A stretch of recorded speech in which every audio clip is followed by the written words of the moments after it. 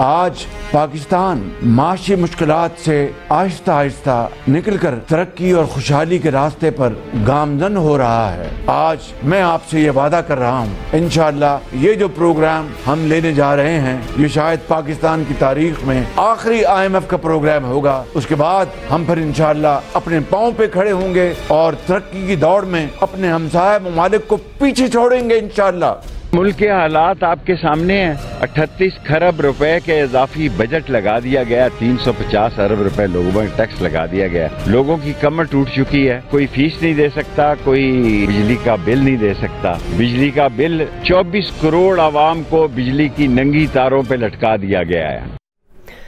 बिस्मिल्लाहिर्रहमानिर्रहीम, अस्सलाम वालेकुम नाज़रीन। पाकिस्तान समेत जनूबी एशिया के ममालिक में ईद उल अज़हा का तीसरा रोज़ भी मजहबी जोशो जज्बे से मनाया जा रहा है। हमारी तरफ से, प्रोग्राम एक्सपर्ट्स टीम की तरफ से हमारे तमाम देखने वालों को ईद उल अज़हा की खुशियाँ मुबारक हो। आज तीसरा रोज़ है नाज़रीन। मुसलमान सुन्नत इब्राहिमी पर अमल करते हुए जानवरों की कुर्बानी करते हैं। नाज़रीन, ईद के मौके पर कुर्बानी सिर्फ जानवर कुर्बान करने का नाम नहीं, बल्कि अपनी अना, तकब्बुर और बेजा ख्वाहिशात की कुर्बानी का भी नाम है।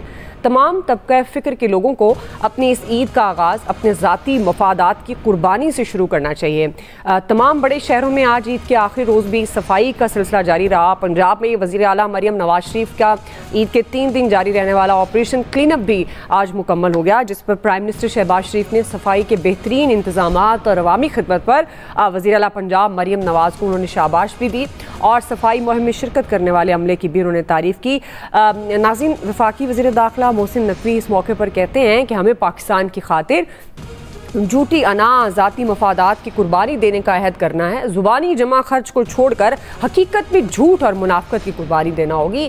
हर जमात, इदारे, महकमे, तबके समेत हर फर्द को ज़िम्मेदाराना और मुस्बत किरदार अदा करते हुए पाकिस्तान की तरक्की में अपना हिस्सा डालना है। इसी मुनासबत से आज का जो पहला बड़ा सवाल हमारे एक्सपर्ट से ईद कुर्बान के हवाले से होगा। आज तीसरा दिन है, क्या सबक सीखना चाहिए सियासतदानों को? ये ईद जो मोहब्बत, कुर्बानी का एक दूसरा नाम है, क्या वाकई हमारे सियासतदान इस मुल्क की खातिर अपनी अनाओं को कुर्बान करने के लिए तैयार हैं? ये जो एक मुनाफकत का लबादा ओढ़ा होता है, जो हमारे मफादात, अपने अपने मफादात की खातिर जो नेशन के इंटरेस्ट को डैमेज करते हैं, क्या उसके लिए मिल बैठ कर आगे चलने को तैयार हो सकते हैं या नहीं? पैनल का तारुफ करवा दूँ। प्रोग्राम में मेरे साथ हैं आमिर इलियास राना साहब, हाफिज़ ताहिर महमूद अशरफी साहब, फैसल हुसैन साहब और मोहम्मद इलियास साहब। आप सबको खुश आमदीद कहूँगी और आप सबको मेरी तरफ से ईद का तीसरा दिन बहुत मुबारक हो। हाफिज़ ताहिर साहब हमारे साथ मौजूद हैं। हाफिज़ साहब, एक तो बताइएगा आपकी ईद कैसी गुजर गई? 2 दिन ज़ाहिर है मेन होते हैं, आज भी इम्पॉर्टेंट डे, कैसा गुजर है आपका दिन? और लोग क्यों, हाफिज़ साहब, ज़ाहिर है आप इसको थोड़ा सा इस्लामी नुक्ता नज़र से भी बता सकते हैं कि क्या ये ईद महज गोश्त की ईद है कि गोश्त खाना है हमने, या आपको लगता है जो मोहसिन नकवी साहब भी फरमा रहे हैं कि झूठी अना, ज़ाती मफादात की कुर्बानी देकर मुल्क को कौम के लिए सोचना चाहिए? तो आपको लगता है ये सियासतदान कुछ सीखने को तैयार हैं? जी हाफिज़ साहब। चलें हाफिज़ साहब, शायद कोई ऑडियो इशू आ गया है। मैं आपकी तरफ दोबारा आती हूँ हाफिज़ साहब, अगर आप मुझे सुन पा रहे हैं या नहीं। फैसल साहब, यही सवाल आपसे, आपकी ईद कैसी गुजरी? और क्योंकि बहुत सारे लोग तो समझते हैं कि ये ईद महज गोश्त खाने का नाम है, तो आप किस तरह से देखते हैं इस ईद को और आपके ख्याल में क्या सबक हासिल होता है सियासतदानों को इस ईद से? वैसे अमली तौर पे तो जो लोग ये समझते हैं गोश्त खाने, अमली तौर पे तो ऐसे ही है, गोश्त खाने का, बकरीद को तो ईद उल अज़हा को तो हमने गोश्त खाने का ही नाम बना दिया, अमली शक्ल यही है। लेकिन जो ईद उल अज़हा का फ़लसफ़ा है वो बहुत मुख्तलिफ है हमारे अमल से। जिस दिन इस फ़लसफ़े को हमने फॉलो करना शुरू कर दिया तो हमारे जो है इस कौम के इज्तिमाई और रियासत के जो मसाइल हैं वो भी जो है वो हल होना शुरू हो जाएंगे, क्योंकि ये जो है ये सब्र का नाम है, ये जो है दूसरे के ख्याल रखने का नाम है, जिसका बुनियादी फ़लसफ़ा है। लेकिन इस बात से कतई नज़र जो आपने अपने इंट्रो में मरियम नवाज साहिबा की तारीफ की, बहुत हमने टीवी पर भी देखा, उन्होंने यकीनी तौर पे अच्छा काम किया होगा लाहौर में, पंजाब में, लेकिन इस दफा कराची के अंदर भी जो है ना बहुत अच्छा काम हुआ। हम तनकीद बहुत करते हैं पीपल्स पार्टी के ऊपर, लेकिन मुर्तजा बाप ने इस दफा कराची में जो अलाइशों के हवाले से जो है, कराची क्योंकि बहुत फैला हुआ एक बहुत ही गुंजलक किस्म का शहर है, और हमारे यहाँ ये हर आदमी जो है वो जानवर को ज़िबा करने के बाद अलाइशों को अपने घर के सामने फेंक देता है, और जानवर को ज़िबा करने का कोई वक्त भी नहीं है, कोई सुबह 9 बजे कर रहा है तो कोई शाम में 5 बजे कर रहा है। तो ये अलाइशों को उठाना जो है ना शायद दुनिया का मुश्किल तरीन काम होगा, क्योंकि किस गली में किस वक्त जो है वो अलाइश जो है वो सड़क पर आ जाएगी, कुछ नहीं पता होता। तो ये 3 दिन तक इस शहर की सूरत-ए-हाल रहती है, लेकिन मजमूई तौर पर जो है वो कराची बल्दिया उज़्मा की मुर्तज़ा बाप की टीम की जो कारकर्दगी थी वो बहुत अच्छी रही। तो जब इन लोगों पर इतनी तनकीद करते हैं तो इनकी जो अच्छा काम है उसकी जो है मैं वो खुले दिल के साथ जो है वो तारीफ भी करनी चाहिए। ईद उल अज़हा पे जो बुनियादी फलसफा है कुर्बानी का, जितना जानवर महंगा हो गया वो भी तो अपनी जगह है, लेकिन इसका एक अलग पहलू भी है, वो ये कि ये ईद उल अज़हा का जो फेस्टिवल है इसमें एक अरबों रुपए की जो है ना एक मार्केट पैदा हो जाती है, जो जिस तरह खास तौर पर पाकिस्तान के अंदर, क्योंकि ईद उल अज़हा पाकिस्तान में जिस तरह मनाई जाती है शायद ही दुनिया में जो है मनाई जाती है, शायद ही दुनिया की इस्लामी तारीख में किसी मुल्क में मनाई जाती गई होगी माजी में भी, जो पाकिस्तान में जिस तरह ईद उल अज़हा मनाई जाती है, जो पूरी मईशत खड़ी हो जाती है, आपका अरबों रुपए जो है वो मार्केट के अंदर आता है, हजारों लोगों को जो है वो रोजगार मिलता है। तो ये एक फेस्टिवल जो है पाकिस्तान की माशी तरक्की के अंदर भी जो है वो बहुत अहम किरदार जो है वो अदा करता है। बाकी कौम का इससे कितना सबक लेती है, कितना सबक नहीं लेती, हम सारी तनकीद हुक्मरानों के ऊपर करते हैं। अगर आप ज़ाती हैसियत में भी देखें, एक इनफरादी हैसियत में भी इस कौम को देखें, तो हम उसमें जो इखलाकियात के पैमाने, एक मौज़िब शहरी के जो पैमाने हैं उस पर हम इनफरादी हैसियत में भी है ना पूरे नहीं उतरते। क्या इस जो ईद उल अज़हा पे जो अलाइशें फैलाई जाती हैं उसमें आम आदमी का क्या किरदार होता है, कि हम खुद जो है वो इस हवाले से कोई किरदार अदा नहीं करते कि उस अलाइशों को किसी प्रॉपर जगह पे कचरा खाने में फेंक दें, अपने घर के बाहर, अपने घर के दरवाजे के बाहर हम अपनी अलाइशों को फेंकते हैं। दुनिया में ऐसी कोई मिसाल नहीं मिलती, क्योंकि ये काम हम करते हैं। तो ये हमारी कौम की जो इज्तिमाई शक्ल जो ईद उल अज़हा के मौके पर आती है वो अच्छी शक्ल नहीं है। इस हवाले से अब हुकूमत को, रियासत को, एक आम इंसान को भी एक पॉलिसी बनानी चाहिए कि मखसूस मकामात हों। ऐसे बहुत सारी सोसाइटियाँ ऐसी हैं कि जहाँ घरों के बाहर जो है कुर्बानी करने की इजाज़त नहीं है, उस सोसाइटी के अंदर जो है मखसूस इलाके होते हैं। यकीनी तौर पे आमिर साहब जिस सोसाइटी में रहते हैं वहाँ भी ये कल्चर है, कराची में भी कुछ सोसाइटियाँ ऐसी हैं। अगर इस तरह का कोई निज़ाम बनाया जाए तो जो ये कौम अपने हाथों से गंदगी फैलाती है और वो गंदगी जो है बीमारियों का सबब बनती है, तो उससे जो है वो बचा जा सकता है। और जो इस्लाम का पैगाम है, जो सफाई हमारा निस्फ ईमान है, उसके बगैर हमारा सफाई के बगैर हमारा ईमानी थोड़ी तब्दीली तो आ रही है। अगर लास्ट कंपेयर करें कराची की सूरत हाल, तो उससे आप खुद कह रहे हैं कि इस दफ़ा बहुत अच्छा काम किया मुर्तज़ा वहाब साहब की टीम ने, और यही हाल लाहौर का है, पंजाब का है, क्योंकि जब इससे पहले मतलब बहुत ही बुरा हाल था, आम सड़क पर भी जो मेन शाहराएं थी वहाँ तक ये गंदगी मौजूद थी, लेकिन इस दफ़ा ना पहले दिन देखने में आई, ना दूसरे दिन, तो तीसरे दिन तो वैसे ही काफ़ी क्लीन अप था। तो आप समझते हैं कि ये तब्दीली पॉजिटिव तो है? फिर देखिए, जो मरियम नवाज साहिबा की और मुर्तज़ा वहाब साहब की जो मिसाल दे रहे हैं वो हुकूमत की मिसाल दे रहे हैं कि हुकूमत ने अपना काम अदा किया, लेकिन ज़ाती हैसियत में हमने क्या किया। एक फर्द ने, इस रियासत का जो एक फर्द था, उसने अपना किरदार जो कितना अदा किया। तो जब हम ये कुछ देखते हैं तो इसका मतलब हमें ये भी एहसास होता है, ये भी समझना चाहिए कि रियासत में जो बिगाड़ है, उस सारे बिगाड़ की सारी वजह जो है वो हुकूमत नहीं है, हम भी उसमें जो है बराबर के जो है वो हिस्सेदार हैं। फैसलाबाद की एक वीडियो गर्दिश कर रही है कि एक कोल्ड ड्रिंक की गाड़ी जो है उसको जिस तरह लूटा गया, उस कोल्ड ड्रिंक की हम तो मुहिम तो चला रहे हैं, लेकिन जब लूटने में आए तो जो मुहिम चला रहे हैं उसके खिलाफ सारे के उस लूट मार में शरीक थे।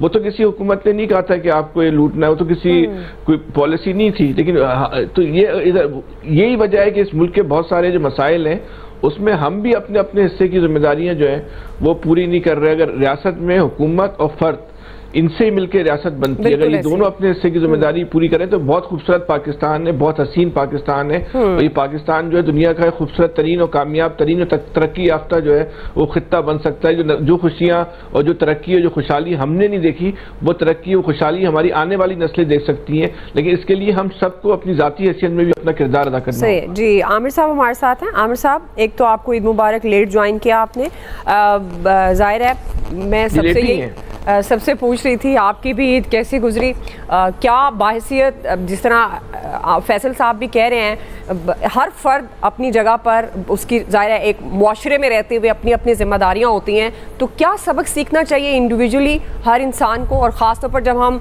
ब्रॉडर एस्पेक्ट्स में देखते हैं क्या सबक सीखना चाहिए हमारे सियासतदानों को, क्योंकि कुर्बानी, मोहब्बत, प्यार, इसार, ईद उल अज़हा, ये ईद इसका नाम है। जिस तरह मोहसिन नकवी साहब भी कह रहे हैं कि झूठी अना और मफादात की हमें कुर्बानी देनी चाहिए, इसी तरह के बयानात तो बहुत सारे आते हैं। तो आपको लगता है कि वाकई कभी ये सब इकट्ठे होकर अपनी जाती मफादात और अनाओं की कुर्बानियां देते नजर आएंगे?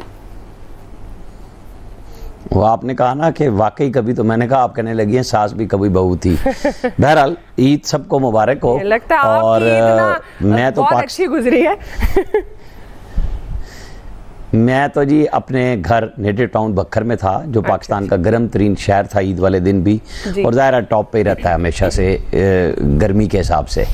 और अपने लोगों में ईद मनाना बिल्कुल और बात है, घर कहीं और होना और बात है। और जाहिर है खुशगवारियत तो रहती है ना मेरे शायर की मुझ पे। मुझे तो खुशी ये हुई कि मेरे भाई के पास इस दफ़ा एक वाहिद वजह थी कि इनकी आलाइशें किसी ने उठा ली, वरना इन्होंने तो सामने वाले के घर फेंकी थी, पकड़े गए थे। वो मुर्तज़ा आपने बचा लिया उन सबको, वरना हमारी तो आदत यही है ना कि अपना गन दूसरे के सर डालना होता है। सफाई तो हमने करनी नहीं होती, क्योंकि सफाई निस्फ़ ईमान है, वो हमने दीवारों के लिए लिखा होता है। और अर राशियो वल मुर्तशी किलाउमा फिन्नार, ये भी हर राशि अफसर की बैक पे लिखा होता है। हमारी यही नारे हैं जिसकी वजह से आज हम इस दर्जे पे नीचे गिरे हुए हैं। यही हमारे समझने की बात है कि हज़रत इब्राहीम अलैहिस्सलाम अपने प्यारे साहबजादे को ले के जो कुर्बानी देने निकले थे, वह अल्लाह की राह में एक जानवर में तब्दील हुई। और ये कुर्बानी एक फ़लसफ़ा था, और उसको हमने गोश्त का बना दिया कि जनाब छोटा हो, बड़ा हो, क्या हो, दुम्बा हो, लेला हो, बकरा हो, गाय हो, भैंस हो, हम इसमें बदल गए सारे के सारे। और हम हैं भी एक रेवड़ की तरह। मैं बहैसियत मजमूई अपने पाकिस्तानी माशरे की बात कर रहा हूँ, और हमने उस सफाई को तो बिल्कुल ही भुला दिया। बहरहाल मरियम नवाज़ ने जो अलम उठाया, तो शुक्र है कि मुर्तज़ा वहाब की सूरत में अहले कराची को कोई अच्छी खबर मिली। ये अहले सिंध पूरे को मिलनी चाहिए। कराची, हैदराबाद, सखर, जो शहर हैं छोटे बड़े, जैसे पंजाब में हर जगह पे उन्होंने एक बेमिसाल मरियम नवाज़ ने काम किया, उनकी टीम ने काम किया। और आज लोगों को उन्होंने एक तनख्वाह भी बोनस में दे दी कि जी ठीक है, सख्त गर्मी में जिन्होंने काम किया, और होना भी ये चाहिए कि जो काम करें उन्हें अच्छा उसका वो मुआवजा भी मिलना चाहिए। सरकारी ड्यूटी उन्होंने की तो उनको ड्यूटी से हट के जितना पेन लेना पड़ा, तो क्योंकि वो आपको पता है ना कि एक रंदा फेरने वाली मशीन थी जो पिछली दौरे हुकूमत में बुजदार के साथ आई थी, वो रंदा तो ना फेरते थे बल्कि पंजाब पे रंदा फेर के चले गए। अच्छा है कि वो गर्द सफाई हो रही है, बेहतर काम हो रहा है, और यही सुबहों का हुस्न होगा कि आपस में अच्छे काम में जो है ना मुकाबला हो। क्योंकि हमारा अगला सवाल है, इसके ऊपर हम बात करेंगे केपी में और वहाँ पे जो हो रहा है। लेकिन इस वक्त ये जो फलसफा है वो यही है ना कि कुर्बानी और इसार का जज्बा वो हमने बिल्कुल भुला दिया है। हम बिल्कुल कहते हैं ये तेरा ये मेरा। हमारे मसाइल ही यही हो गए हैं कि हमने असल काम को छोड़ के और रूह को छोड़ के कि फ़लसफ़ा क्या है। जैसे रमज़ान शरीफ में रोज़ा आपके नफ्स को पाक करता है, आपको भूख प्यास इसलिए नहीं होती कि आपने शाम को पहले से 3 गुना खाना है, बल्कि ये उसी तरह है कि जैसे एहराम में बैठे हैं तो आपने 2 कपड़ों में अल्लाह के हुजूर पेश होना है, तो आपकी तैयारी कैसी है। इसी तरह रमज़ान शरीफ में भूख प्यास का मतलब ये नहीं है, वो ये है कि आप ये सोचें कि आपके इर्द गिर्द क्या मामलात और हालात हैं, आप उनके लिए क्या किरदार अदा कर सकते हैं। गोश्त फ्रीज़रों में रखने के लिए नहीं है, बल्कि लोगों को घरों में पहुंचाने के लिए है कि जो गरीब हैं उनका तो तीसरा हिस्सा है ही, फिर आप उनको पहुंचाएं। जो रिश्तेदार या अजीज़ो अकारब जिनके पास कुर्बानी नहीं हुई, गोश्त उनके पास पहुंचाएं, उनको ना पहुंचाएं जिनके साथ PR करनी है। मतलब हमारे यहाँ पॉपकॉर्न खा के गोश्त लोगों के अच्छे घरों में पहुंचाना यही चलता है, तो ये काम नहीं होना चाहिए, बल्कि इसके फलसफे पे चलना चाहिए। मेरा ख्याल है कि इसके बगैर हमारा गुजारा भी नहीं है, और दुनिया ने हमारे इस इस्लामी रोल मॉडल को, यूरोप ने, स्कैंडिनेवियन सब लोगों ने अपनाया है, और मुसलमानों की चीज़ों को वहाँ पे, वो कहते हैं ना कि वहाँ इस्लाम नहीं है, मतलब वो मुसलमान नहीं है लेकिन इस्लाम नज़र आता है, और यहाँ हमारे जैसे लोग हैं जो सब मुनाफिकीन की अंजुमन में इकट्ठे होते हैं, बातें करना, चाहे वो भाषण दिलवाना हो, उसमें हम सब बैसियतें मजमूई शामिल हैं। और यही वो फ़लसफ़ा है कि जनाब इज़हार कुर्बानी इस चीज़ का नाम नहीं है कि अपने अपनों में बांट दो, बल्कि सबको शरीक करो और उनको लेके चलो। अगर किसी अच्छी हाउसिंग सोसाइटी में ये रिवायत बन गई है कि आप एक जगह पे जाके कुर्बानी करेंगे, एक तो वो जगह साफ़ हो जाती है और लोगों का मिलना मिलाना भी हो जाता है। इसी तरह बाकी सब जगहों पर भी यही कुछ होना चाहिए। अहले मोहल्ला कर लेना, सारा सरकार पे मत डाले ना। अगर एक एक लेन भी मिल जाए कि भाई हम फलां जगह पे इकट्ठे होंगे, आप सब वहीं आइए, और फिर मुकाबला होना चाहिए कि जी यहाँ सारी कुर्बानी हुई है और देख लेंगे कोई आलाइश नहीं पड़ी हुई, कुछ नहीं है, बेहतर होगा।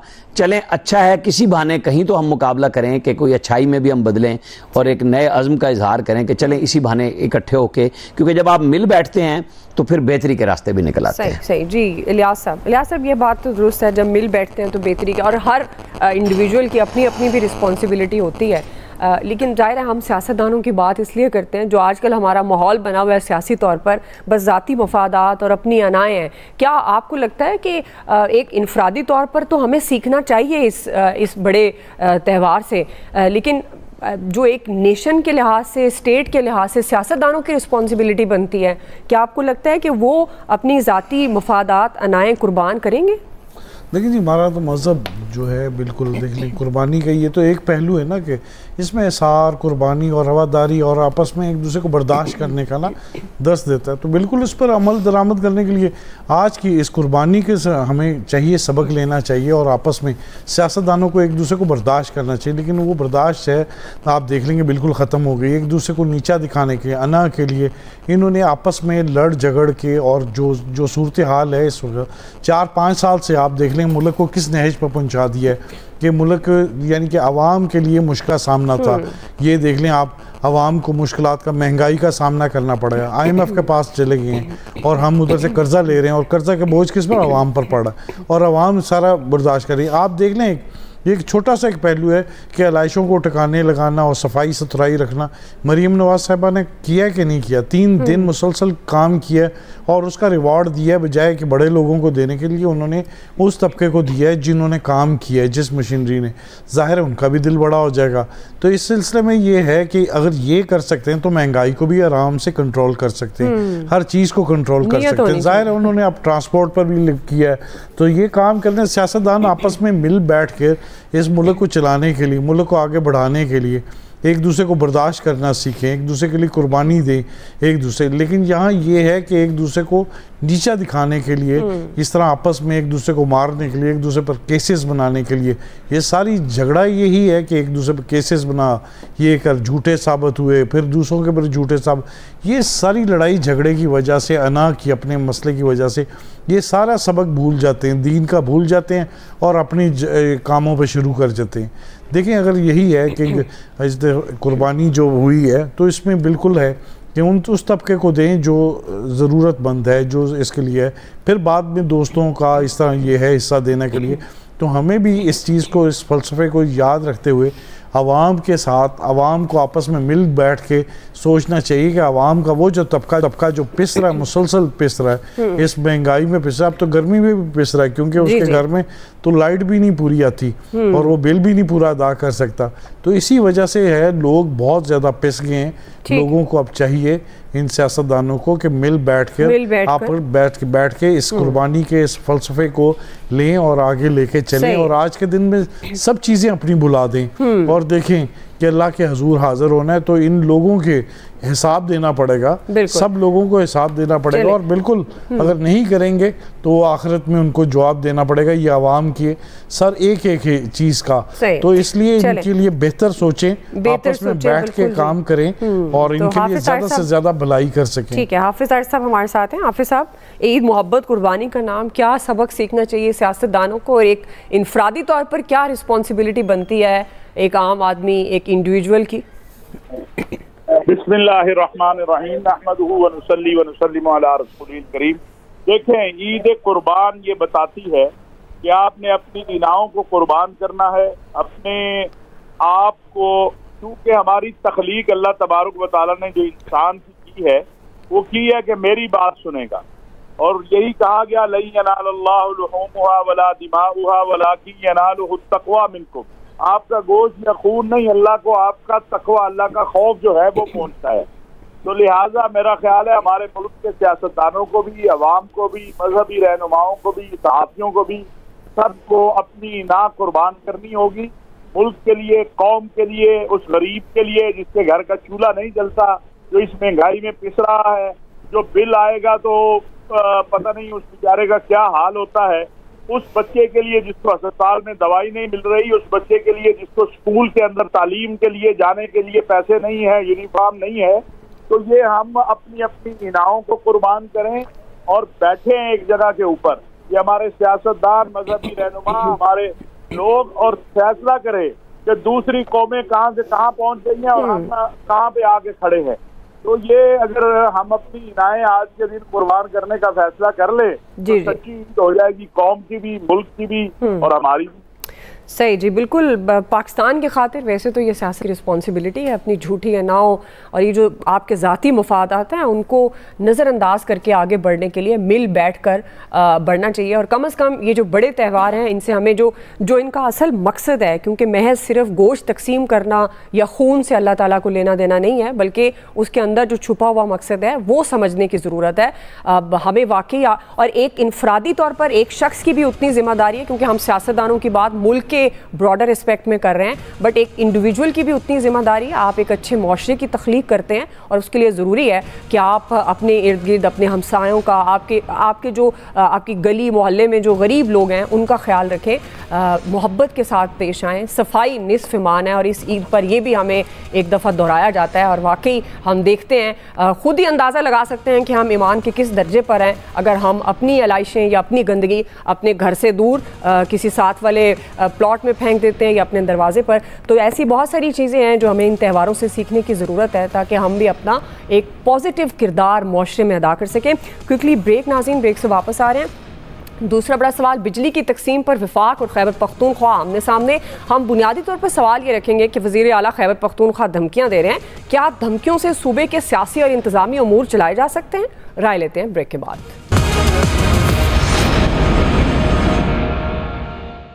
मैं यहाँ पे ऐलान कर रहा हूँ कि 12 घंटे से ज्यादा लोड शेडिंग किसी फीडर पर भी नहीं होगी। अगर पीछे से तुम लोगों ने कोशिश की कि नेशनल ग्रिड से बिजली कम करोगे तो मैं नेशनल ग्रिड की बिजली यहाँ से बंद कर दूंगा। हमारे सूबे के वाजिबात नहीं दिए जा रहे, हमारा नेट हाइडल प्रॉफिट जो है उसके अगर मैं हिसाब लगाऊं डॉलर्स के रेट के मुताबिक तो अब तक तो इतना पैसा हमारा बनता है कि मेरे ख्याल में जितना इन्होंने बजट पेश किया इफाक का उससे भी ज्यादा पैसा है। शहबाज शरीफ, आपने मुझे फोन किया कि आपको IMF पे सूबे की सपोर्ट चाहिए। मुझे सूबे का पहले पैसा चाहिए जो आपने देना है, वरना मैं IMF को क्लियरली बताऊंगा कि ये पैसा हमारे नाम पे लेते हैं, टैक्स हमारे लोगों पे डालते हैं, हमने टैक्स फ्री बजट दिया, टैक्स में छूट दी।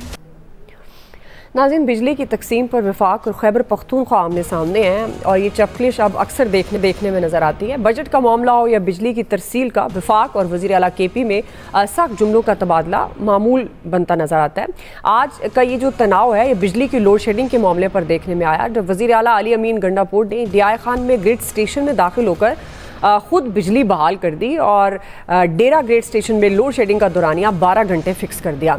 वज़ीर आला अली अमीन गंडापुर ये कहते हैं कि तमाम फीडर्स पर ज़्यादा से ज़्यादा 12 घंटे लोड शेडिंग होगी। तमाम पार्लियामेंटेरियंस अपने इलाकों में 12 घंटे की लोड शेडिंग के शेड्यूल पर अमल दरामद यकीनी बनाएं और अगर नेशनल ग्रिड से तरसील कम की गई तो बिजली बंद कर दूंगा।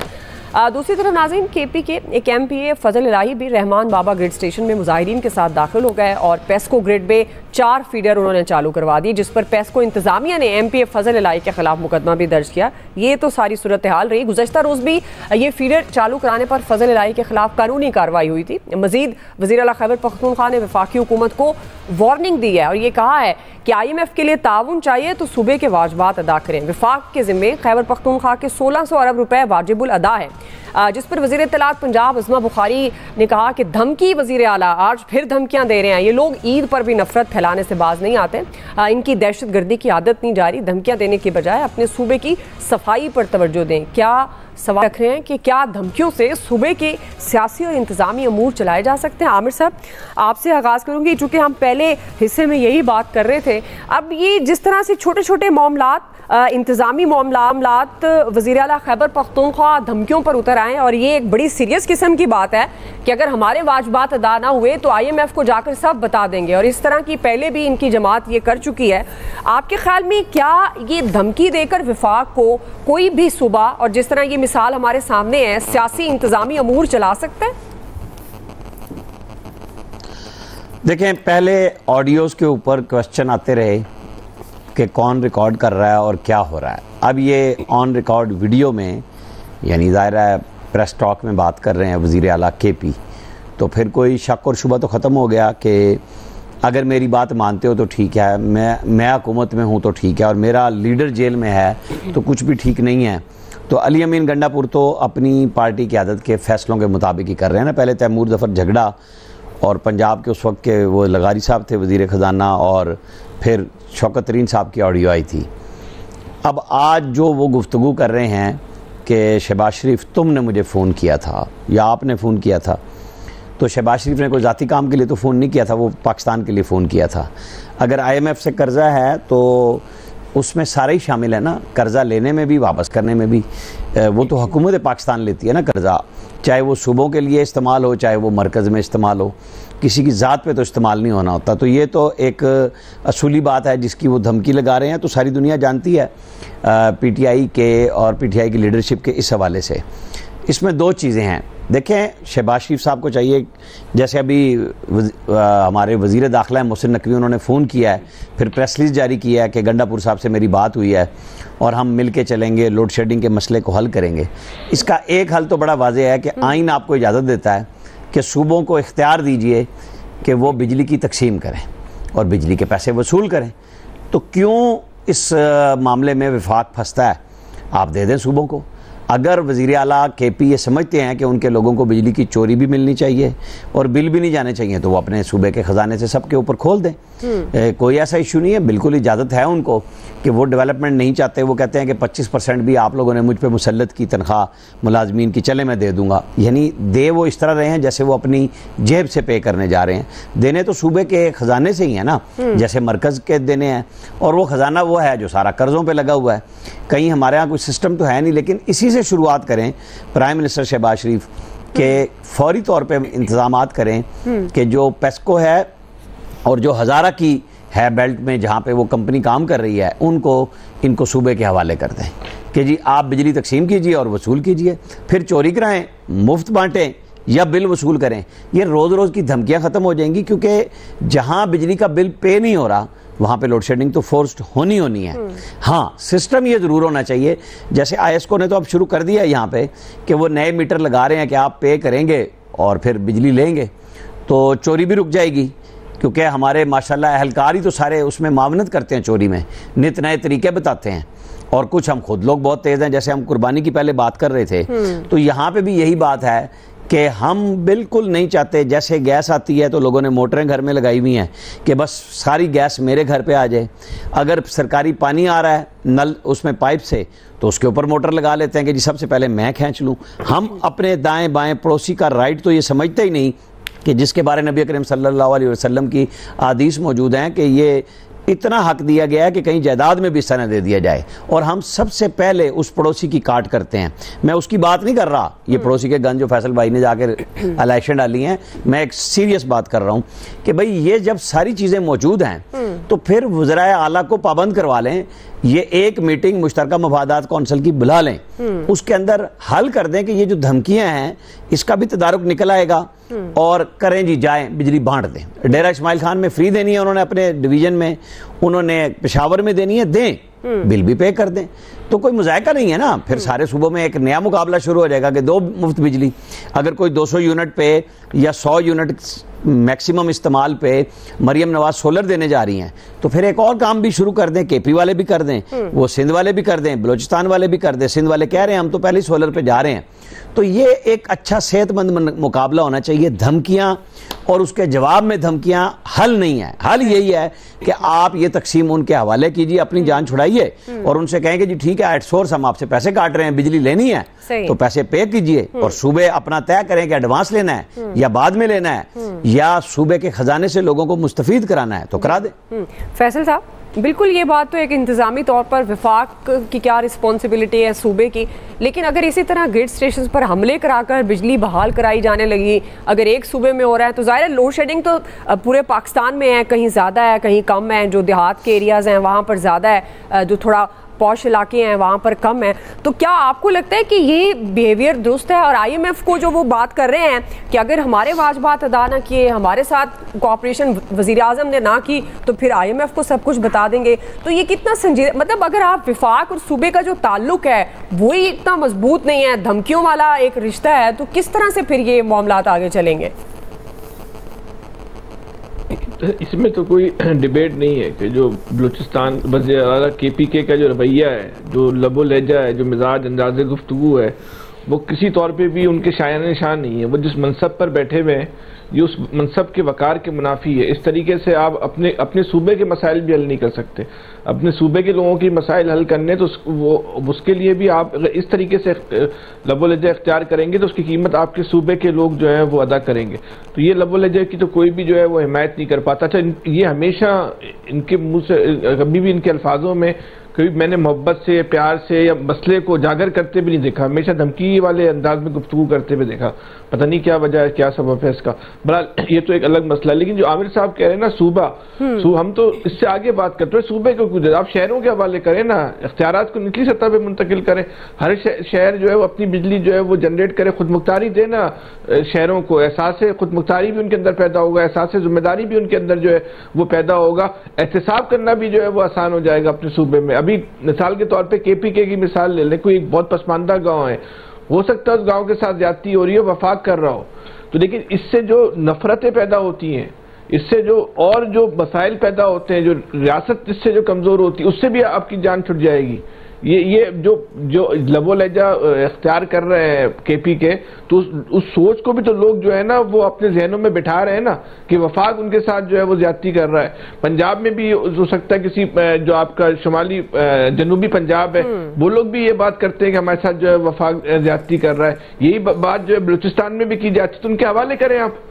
अपनी बिजली जो है वो खुद जो है वसाइल से पैदा करें, जैसी भी करें, अपने जो है वसाइल को जो है वो खुद हल करें। एक बात तो ये होगी। देखिए, इसके अलावा जो वफाक जो ज्यादती कर रहा है कि बिजली चोरी हो रही है, नहीं हो रही, KPK में उनको बिल देते नहीं देते बिजली, वो एक अलग पे। लेकिन जो लोग बिल दे रहे हैं, जो लोग बिजली चोरी नहीं कर रहे, भाई उनको किस बात की सजा दे रहे हो आप? जो जालमाना आपने जो बिलिंग कर रहे हैं, खुदा की पनाह यकीन करें कि जो लोग इस मुल्क में बिजली चोरी कर रहे हैं और जो लोग इस मुल्क में बिल दे रहे हैं, वो बिजली चोरी करने वालों को रक्स से देख रहे हैं। बिजली चोरी करने वाला इस मुल्क में जो है ना वो एक मिसाल बन रहा है। यार, अगर आपको जिंदा रहना है तो इसी तरह जो है अब भी बिजली चोरी करो, आपका भी जो है ना वो बिल नहीं आएगा। ये सोच जो है बिल देने वाले के अंदर पैदा हो रही है।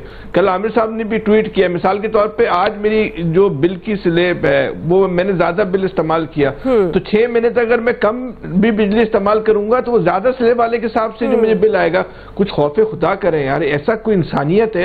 ये जुल्म है, ये सरकारी अमूर चलाने का अंदाज नहीं है, ये टैक्स वसूली का अंदाज नहीं है। ये कमजोर को जो है ना, ये जो आप आम इंसान को आप गुलामों से बदतर समझते हो, जो आप ये पॉलिसी बना रहे हो। जो मैं बिजली इस्तेमाल भी नहीं करूंगा तो मुझसे उसका भी बिल लोगे, क्यों? कि मैं बिल देता हूँ। ये उसी तरह है कि तनख्वाह वाले कहूंगा आपकी गर्दन फंस गई है तो इससे टैक्स लिए चले जाओ। जो टैक्स नहीं दे रहा नहीं कि मैं तनख्वाहदार आदमी, मैं टैक्स देता हूँ, मेरे बराबर के घर में 1 करोड़पति लोग रहता है, वो कारोबार करता है, वो टैक्स नेट में नहीं है, वो 1 रुपया भी टैक्स नहीं देगा। यार कोई इंसानियत है, नाइंसाफी है।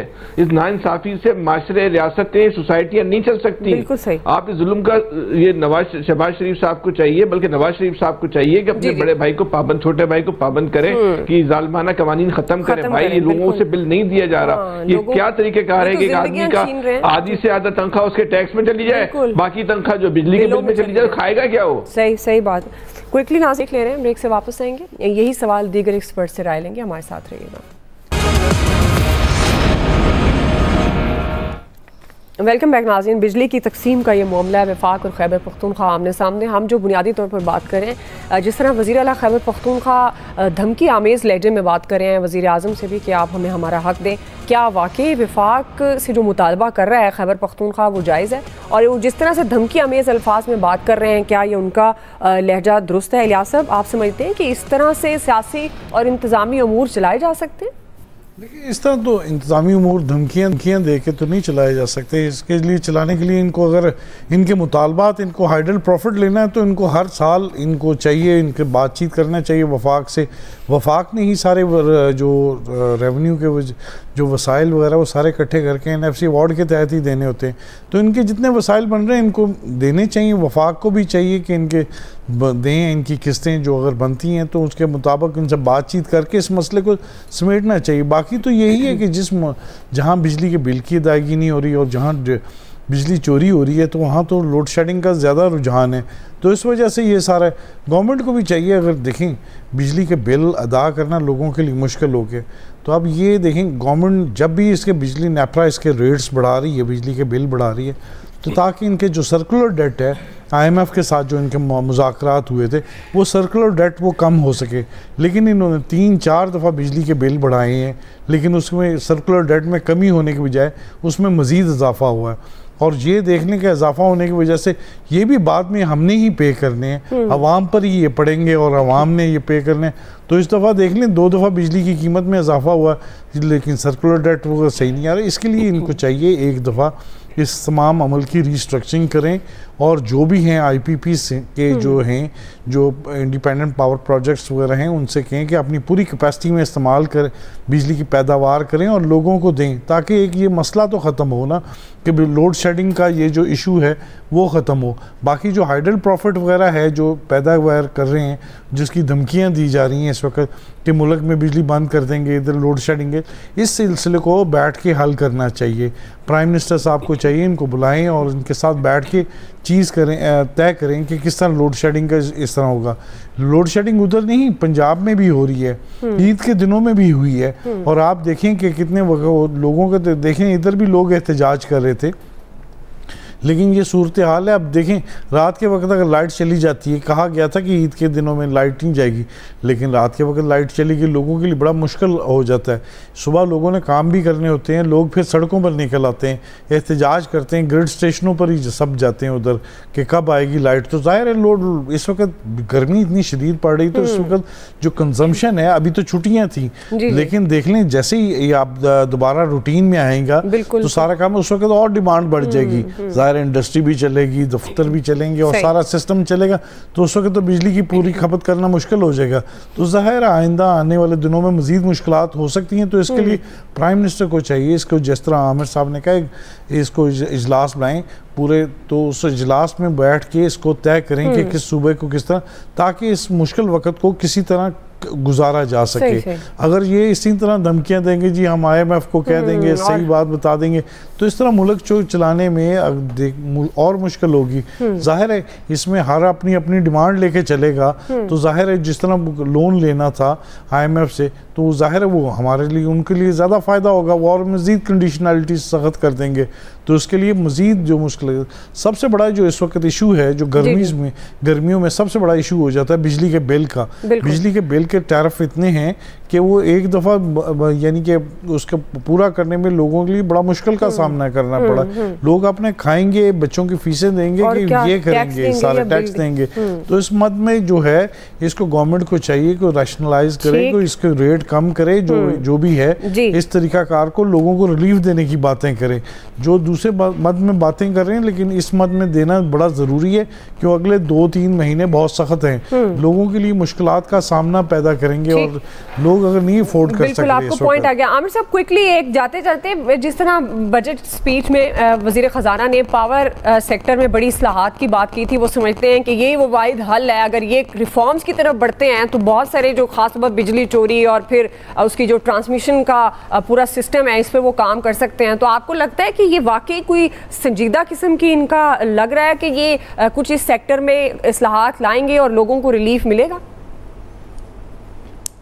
नहीं, इस्लाहात की तो बात है गड़ंग पेलने वाली, फजूल बात है। वो तो तभी है कि आप मीटर ठीक लगाएं कि जितनी बिजली कोई ले रहा है पे कराएं, जैसे मोबाइल फ़ोन है आप प्रीपेड करें, वो हो जाए। लेकिन असल इशू ये है कि जो मुआहदे IPPs के साथ हुए हैं उनके साथ रीनिगोशिएट बहुत अच्छे अंदाज से करें। पहले पाकिस्तानी जो मालकान हैं उनसे करें कि भाई खुदा का वास्ता है, बहुत निचोड़ लिया आपने, बहुत प्रॉफिट कमा लिए, जंग लगे हुए प्लांट पड़े हुए हैं और आपको कैपेसिटी पेमेंट दी जा रही है। आप उनसे यूनिट बनवाएं, 60-70 रुपए में यूनिट बनेगा, आप देंगे कैसे, सारे खर्चे भी आएंगे उसके ऊपर।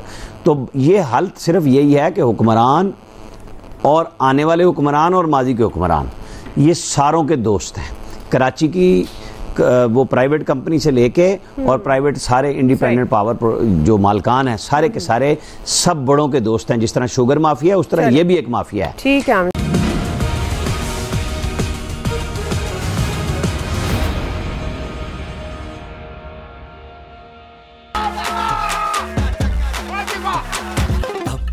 तमाशा ईद की खुशियां तभी जामे शीरी से सजी, राइट रिफ्रेशिंग फ्रेशी जामे शीरी। I'm in love with the crunch and the cream and the cone. I'm in love, I'm in love, I'm in love. Unwrap the perfect cornetto.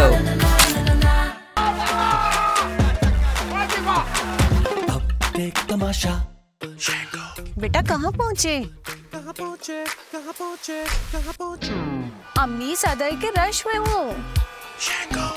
बेटा कहाँ पहुँचे? गुलबर्ग के पास हूँ, फैसल मस्जिद के सामने, येंगो में हूँ। कहाँ पहुँचे बेटा, कहाँ पहुँचे? डोंट वरी, अपनी लाइव लोकेशन शेयर करें automatically with your friends and family by adding them in Yango trusted contacts, ताकि फिर कोई दोबारा ना पूछे कहाँ पहुँचे। जहाँ यू गो वहाँ Yango। क्रंची पिस्ता और बादाम से मिला पहले से भी ज्यादा क्रीमी मजा, अब एक नए पैक में। तो इस ईद